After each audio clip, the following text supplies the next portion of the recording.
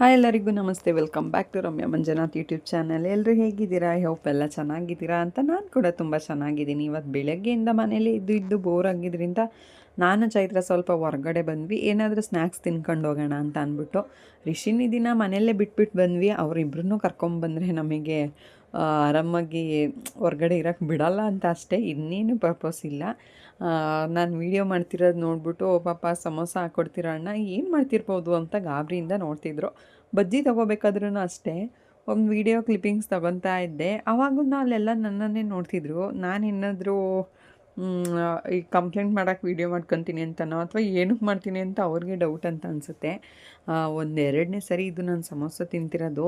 ಸಖತ್ತಾಗಿರುತ್ತೆ. ಇಲ್ಲಿ ಸ್ವೀಟ್ ಮತ್ತು ಖಾರ ಎರಡೂ ಹಾಕ್ಕೊಡ್ತಾರೆ. ನನಗಂತೂ ತುಂಬ ಇಷ್ಟ ಆಯಿತು.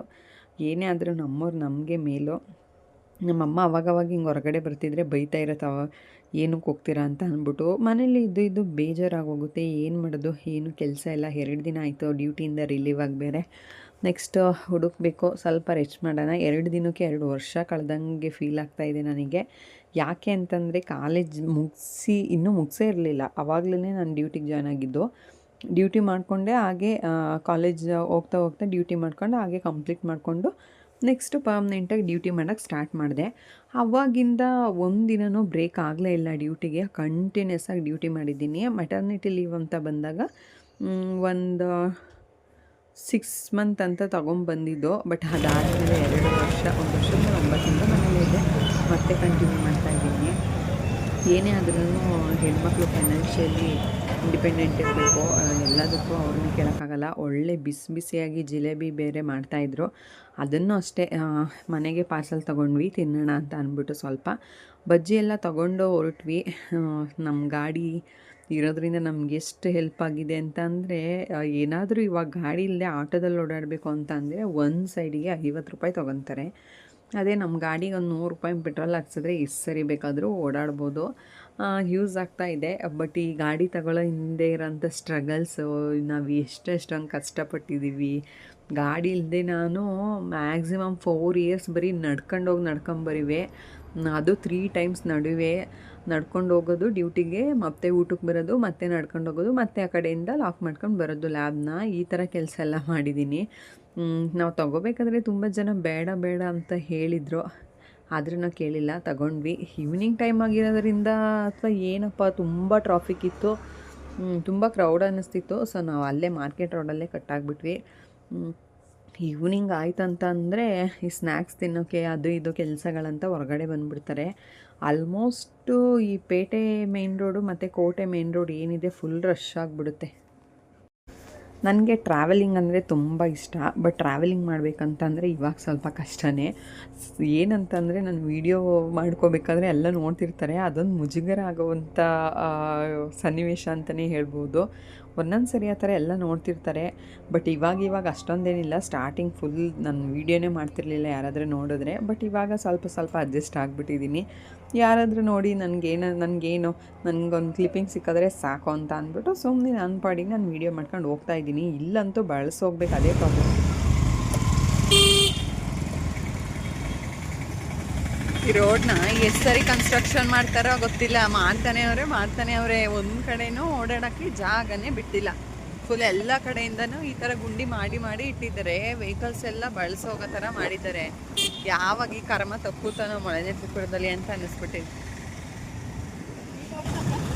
ಈ ರೋಡಲ್ಲಿ ಚೆನ್ನಾಗಿರೋ ರೋಡೇ ಈ ಥರ ಕಿತ್ತಿಂಗ್ ಆಗಿದೆ. ಸ್ವಲ್ಪ ದಿನಕ್ಕೆಲ್ಲ ಕಾಂಟ್ರಾಕ್ಟ್ ತೊಗೊಂಡು ಮಾಡಿಸಿದ್ದು ಸ್ವಲ್ಪ ದಿನಕ್ಕೆಲ್ಲ ಈ ಥರ ಆಗ್ಬಿಡ್ತವೆ ರೋಡು. ಮತ್ತೇನೆ ಇಲ್ಲಿ ಮಳೆ ಗಿಳೆ ಅಂತ ಬಂದ್ರಂತೂ ಓಡಾಡೋಕ್ಕೆ ಆಗಲ್ಲ. ಆ ಥರ ಅದು ಕೆಟ್ಟೋಗ್ಬಿಡುತ್ತೆ. ಏನು ಮಾಡೋದು, ರೋಡೆಲ್ಲ ಕರೆಕ್ಟಾಗಿ ಮಾಡ್ಸೋಕೆ ಹೋದರೆ ಕಾಂಟ್ರಾಕ್ಟ್ ತಗೊಂಡಿರೋರ ಹೆಂಡತಿ ಮಕ್ಕಳು ಮೈ ಮೇಲೆ ಒಡವೆ ಮನೆ ಕಟ್ಕೊಳಕ್ಕಾಗಲ್ವಲ್ಲ. ಸೊ ಹಾಗಾಗಿ ಕಳಪೆ ಕಾಮಗಾರಿ ನಡೆಸ್ಬಿಟ್ಟು ದುಡ್ಡೆಲ್ಲನೂ ತಮ್ಮ ಮನೆಗಳಿಗೆ ತಗೊಂಡೋಗ್ತಾರೆ. ಏನೂ ಮಾಡೋಂಗಿಲ್ಲ. ಕೇಳೋ ಅಂಥವ್ರು ಯಾರೂ ಇನ್ನೂ ಇಲ್ಲ. ನಮ್ಮ ಯೂತ್ಸ್ ಅದಕ್ಕೇ ನೋಡಿ ಮಾಡಿ ಓಟ್ ಹಾಕಿ ನಮ್ಮ MLA MP ಗಳನ್ನ ಸೆಲೆಕ್ಟ್ ಮಾಡಬೇಕಾದ್ರೆ ಸ್ವಲ್ಪ ಹುಷಾರಾಗಿ ಮಾಡಬೇಕು. ಯಾಕೆ ನೆಕ್ಸ್ಟು ಚೈತ್ರನ MP ಮಾಡೋಣ ಅಂತ ಅಂದ್ಕೊಂಡಿದ್ದೀವಿ. ರಿಷಿನಿಂದ ಬೇರೆ ಬಂದಿದ್ದೀವಿ. ನಮ್ಮ ಅಮ್ಮ ಎಷ್ಟು ಬೈಕೊಂಡಿರುತ್ತೋ ಅದಂತ ಗೊತ್ತಿಲ್ಲ. ನಾವು ರಿಷಿನಿ ಬಿಟ್ಟು ಎಲ್ಲೂ ಬರಂಗಿಲ್ಲ. ಬಿಟ್ಟು ಬಂದರೆ ನಮ್ಮ ಅಮ್ಮ ಗೊಣ ಗೊಣ ಗೊಣ ಅಂತ ಬೈಕೊಂಡಿರುತ್ತೆ. ಏನೇ ಇವತ್ತೊಂದು ದಿನ, ನಾಳೆಯಿಂದ ನಮ್ಮೂರಿಗೆ ಹೋದರೆ ಹಿಂಗೆ ಓಡಾಡೋಕ್ಕಾಗುತ್ತಾ? ನಮ್ಮೂರಲ್ಲಿ ವೆಹಿಕಲ್ ಇಲ್ಲ, ಒಂದು ಮಂಜುನೂ ಜೊತೆಗಿಲ್ಲ, ಕರ್ಕೊಂಡು ಹೋಗೋರು ಯಾರೂ ಇರೋಲ್ಲ. ಅಲ್ಲಿ ಮನೆ ಕೆಲಸ ಆಯಿತು, ಮನೆ ಆಯಿತು, ಅಷ್ಟೇ. ಈವಣ್ಣ ರೈಟ್ ಇಂಡಿಕೇಟ್ರ್ ಹಾಕೊಂಡು ನಮಗೆ ಗುಡ್ಡಕ್ಕೆ ಬರ್ತಾವ್ರೆ. ನಾವೇ ರಾಂಗ್ ರೂಟಲ್ಲಿ ಹೋಗ್ತಿದ್ದೀವ. ನಾವು ಅಣ್ಣ ಟೈರ್ ನೋಡ್ಕೊಂಡು ಗಾಡಿ ಓಡಿಸ್ತಾವ ನಾವು. ಪಾಪ ಹೆಲ್ಮೆಟಲ್ಲಿ ಕಣ್ ಕಾಣಿಸಿಲ್ಲ, ಕಕ್ಕತ್ಲಿದ್ದು ಹಿಡ್ದೋಗ್ಬಿಟ್ಟಿದೆ. ಟೈರ್ ನೋಡ್ಕೊಂಡು ಗಾಡಿ ಓಡಿಸ್ತಾವ್ರೆ.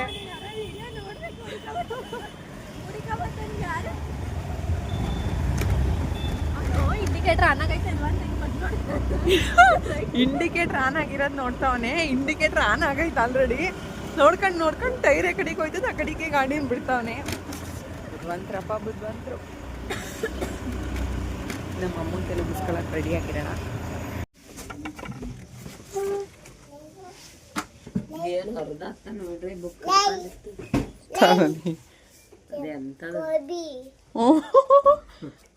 ಏನ್ ಬೇಕವ ನಿಂಗೆ? ಅಯ್ಯೋ ಕಂದ ಹೆಂಗ್ ಕೇಳ್ತೀನಿ ನೋಡು, ಕೋಬಿ ಅಂತ. ಕೋಬಿ ಬೇರೆ ತರ್ತಾರೆ ಅವನಿಗೆ. ಕೋಬಿ ಅಲ್ಲ, ನಮ್ ನಿದ್ದೆ ಬಿದ್ದೋಯ್ತಾಳಲ್ರಿ ಸಿ. ಅನ್ಬಾರ್ದು. ಏನನ್ ಬೇಕು ಹೇಳು ಅಮ್ಮ. ಬೇಬಿ ಮುತ್ತು ಕೊಡು ಬೇಬಿ.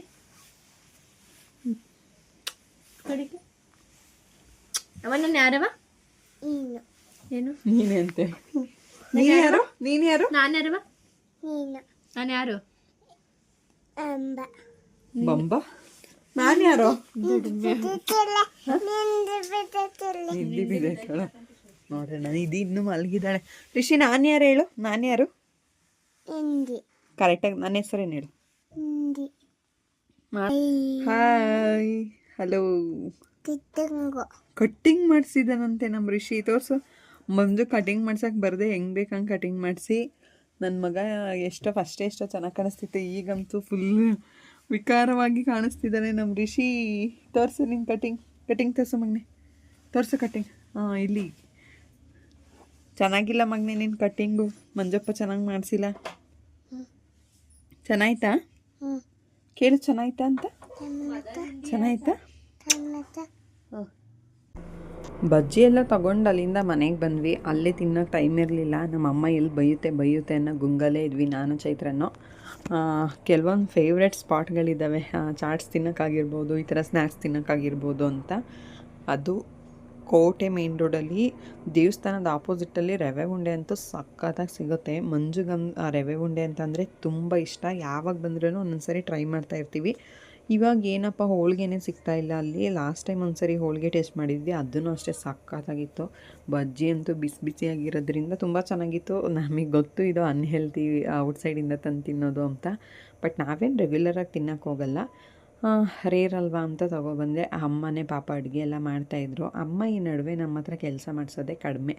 ಯಾಕೆ ಅಂದರೆ ನಾವು ಸ್ವಲ್ಪ ಬ್ಯುಸಿಯಾಗಿರ್ತೀವಿ ಅನ್ನೋ ಕಾರಣಕ್ಕೆ ಏನು ಕೆಲಸನೂ ಮಾಡಿಸಲ್ಲ. ಹೇಳ್ಬೇಕಂದ್ರೆ ನಮ್ಮಮ್ಮ ಎಲ್ಲ ಕೆಲಸನೂ ಮಾಡಾಕ್ಬಿಡುತ್ತೆ, ನಮಗೇನು ಟೆನ್ಷನ್ಸೇ ಇರಲ್ಲ. ಚೈತ್ರನ ಅಷ್ಟೇ. ಚೈತ್ರ ನಾನು ಅಂತ ಏನು ಪಾರ್ಶಿಯಾಲಿಟಿ ಏನಿರಲ್ಲ.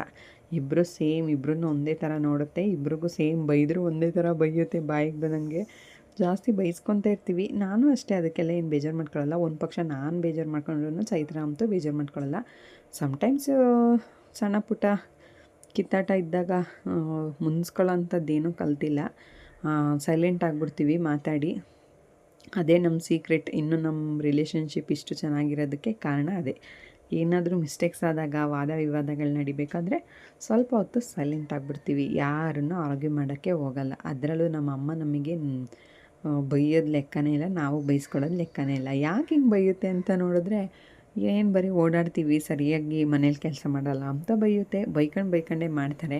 ಅಮ್ಮ ಅಂದ್ರೆ ಹಂಗೆ ಅಲ್ವಾ, ಬೈಯೋಕ್ಕೂ ಬೈತಾರೆ, ಅವರೇ ಎಲ್ಲ ಕೆಲಸನೂ ಮಾಡ್ತಾರೆ. ನಮ್ಮ ನೋಡಿದ್ರೆ ಹೊಟ್ಟೆನೂ ಹುರ್ಕೊಂತಾರೆ. ಇವತ್ತು ನಮ್ಮ ಸಾಹೇಬರು ಮುದ್ದೆ ಮಾಡ್ತೀನಿ ಅಂತ ಹೋಗಿದ್ದಾರೆ. ಬರೀ ಮುದ್ದೆ ಕೋಲನ್ನ ಅಳ್ಳಾಡ್ಸೋಕ್ಕಾಗ್ತಾಯಿಲ್ಲ ಅವ್ರ ಕೈಲಿ. ಬಿಸಿ ಮುದ್ದೆ ಬೇಡ ಅಂತ ಅಂದ್ರೂ ಕೇಳ್ತಿರ್ಲಿಲ್ಲ, ಮಾಡ್ತೀನಿ ಅಂತ. ನಮ್ಮ ಅಮ್ಮಂಗೆ ರಿಷಿ ಮೇಲೆ ತುಂಬ ಅಟ್ಯಾಚ್ಮೆಂಟು, ಹೋಗೋಕ್ಕೆ ಬಿಡ್ತಾಯಿಲ್ಲ. ವಾಚ್ ನಿಂದು ವಾಚು ಒಂದ್ಸರಿ ವಾಚ್ ತೋರಿಸು. ಈಗ ನಿನ್ನ ವಾಚ್ ಎಷ್ಟು ರೂಪಾಯಿ? ಇದು ಎಷ್ಟು ರೂಪಾಯಿ ವಾಚ್ ಹೇಳು? ನನ್ನ ತಮ್ಗೆ ಇದು ಇವತ್ತು ಕೊಟ್ಟಿದ್ದೀನಿ ಇವತ್ತು ಇಟ್ಕೊಂಡಾನೆ ನನ್ನ ತಮ್ಮ ಕೊಟ್ಟಿದ್ದೀನಿ ಅಂತ ಹೇಳು. ನಮ್ಮ ಅತ್ತೆ ಊಟ ಮಾಡ್ತಿದ್ದೆ ನಮ್ಮ ಅಮ್ಮ ಸುಮ್ಮನೆ ಕೂತಿದ್ರೆ ನಾನು ಸುಮ್ಮನೆ ಕೂತಿದ್ದೀನಿ ನಮ್ದು ಊಟ ಆಯ್ತು ಫ್ರೆಂಡ್ಸ್ ನಂದು ಉಂಡಾಯ್ತು ಫ್ರೆಂಡ್ಸ್ ಅಮ್ಮಂದು ಉಂಡಾಯ್ತು ಫ್ರೆಂಡ್ಸ್ ಅತ್ತದು ಉಂಡಾಯ್ತು ಫ್ರೆಂಡ್ಸ್ ಅಯ್ಯ ತಮ್ಮಂದು ಉಂಡಾಯ್ತು ಫ್ರೆಂಡ್ಸ್ ಆಮೇಲೆ ನನ್ನ ತಮ್ಮ ಅಯ್ಯೋ ಅವನ್ನ ಬಿಡೋದಿಲ್ಲ ಇವತ್ತು ನಿಧಿ ಬಿಡು ಸಾಕು ಹೊಡೆದಾಗ್ತಾನೆ ನಿನ್ನ ನಿಧಿ. ಮಕ್ಳಿಗೆ ಊಟ ಎಲ್ಲ ಮಾಡಿಸಾದ್ಮೇಲೆ ನಮ್ಮ ಮಾವನ ಮಗಳು ನನ್ನ ಬೆನ್ನು ಬಿದ್ದಿದ್ಲು ಒಂದು ಡ್ರಾಯಿಂಗ್ ಮಾಡಿಕೊಡು ಅಂತ. ಏನು ಡ್ರಾಯಿಂಗ್ ಅಂತ ನೋಡಿದ್ರೆ ಅವ್ರ ಮೇಡಮ್ಮು ಫ್ಯಾಮಿಲಿ ಟ್ರೀಸ್ಗಳು 3 ಕೊಟ್ಟಿದ್ರು. ಅದನ್ನು ಖಂಡಿತವಾಗ್ಲೂ ಬಿಡ್ಸೋಕ್ಕೆ ಬರೋಲ್ಲ ಅಂತ ಅಂದ್ರೂ ಕೇಳಲಿಲ್ಲ. ಕಷ್ಟಪಟ್ಕೊಂಡು ಹೆಂಗೆಂಗೋ ಬಿಡಿಸ್ತಿದ್ದೀನಿ. ಸ್ಕೆಚ್ ಪೆನ್ ಕೊಟ್ಟಿದ್ದಾರೆ, ಕ್ರ್ಯಾನ್ಸಲ್ಲಿ ಕಲರ್ ಮಾಡ್ತಾ ಇದ್ದೀನಿ. ಆದ್ರೂ ಓದಿ ನಿಲ್ಲಿಸಿದ್ದಾದಮೇಲೆ ಮತ್ತೆ ಓದೋದಂದರೆ ಭಾರಿ ಕಷ್ಟ ಇರುತ್ತೆ. ಹೇಗೋ ಕಷ್ಟಪಡ್ಕೊಂಡು ಈ ಮರ ನೋಡಿದ್ರಂತೂ ಬಿದ್ದು ನಗಾಡ್ಬಿಡ್ತೀರ ಆ ಥರ ಸ್ಕೆಚ್ ಹಾಕಿದ್ದೀನಿ. ಫೈನಲಿ 3 ಟ್ರೀಸ್ನೂ ಬಿಡಿಸ್ದೆ. ಸೆಕೆಂಡ್ 1 ಟ್ರೀಸ್ಗೆ ಯಾವ್ಯಾವ ಕಲರ್ ಅಂತ ಗೊತ್ತಾಗದೆ ಸಿಕ್ಕಿದ ಕಲರ್ನೇ ಸ್ಕೆಚ್ ಮಾಡಿದ್ದೀನಿ. ಫೈನಲ್ ಇನ್ನೊಂದಕ್ಕೆ ಸ್ಕೆಚ್ ಮಾಡೋಕ್ಕೆ ಟೈಮ್ ಸಿಗಲಿಲ್ಲ. ಸೊ ಹಾಗಾಗಿ ಹಾಗೆ ಕೊಟ್ಟು ಕಳಿಸ್ಬಿಟ್ಟೆ, ನೀವೇ ಮಾಡ್ಕೊಳ್ಳಿ ಅಂತ ಅಂದ್ಬಿಟ್ಟು. ಏನೋ ಒಂಥರ ಮಕ್ಳ ಜೊತೆ ಮಕ್ಕಳಾಗಿರೋದೇ ಒಂದು ಖುಷಿ ಅಂತ ಅನಿಸುತ್ತೆ.